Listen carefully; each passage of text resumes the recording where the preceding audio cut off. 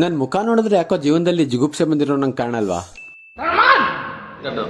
ಅದೇ ಹಿಂಗೆ ಹುಚ್ಚ ವೆಂಕಟ್ ಬೈಯಂಗೆ ಎಲ್ರ ಕೈಲೂ ಬೈಸ್ಕೊಳ್ಳೋದೇ ಆಯ್ತು. ಈ ಜಿಗುಪ್ಸೆ ಬಂದು ಇಲ್ಲಿರೋ ಯಾವ್ದಾರು ಮಾತ್ರೆ ತಿಂದು ಸಾಯನ ಅಂದ್ರೆ ಸಾಯಕ್ಕೂ ಭಯ. ಸಾಯಕ್ಕಂತೂ ಆಗಲ್ಲ. ಈಗ ಲೇಸ್ ತಗೊಂಡು ತಿನ್ಕೊಂಡು ಹಂಗೆ ಫಿಲಮ್ ನೋಡ್ಕೊಂಡು ಕೂತಿದ್ದೆ. ಹಂಗೆ ಎದುರುಗಡೆ ಬೇಕ್ರಿ ನೋಡಿ ಪಪ್ಸ್ ತಿನ್ಬೇಕು ಅನ್ಸಿ ಪಪ್ಸ್ ತಗೊಂಬಂದೆ.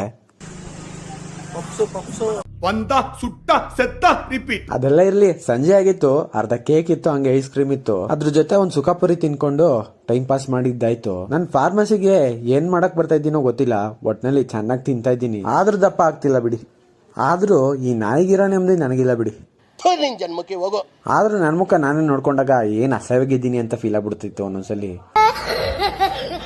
ಈ ಟಾಮಿಂದನ ಕಾಯೋ ತರ ಯಾವ್ದಾದ್ರು ಹುಡುಗಿನ ಕಾಯ್ದಿದ್ರೆ ಎಷ್ಟು ಚೆನ್ನಾಗಿರೋದಲ್ವಾ.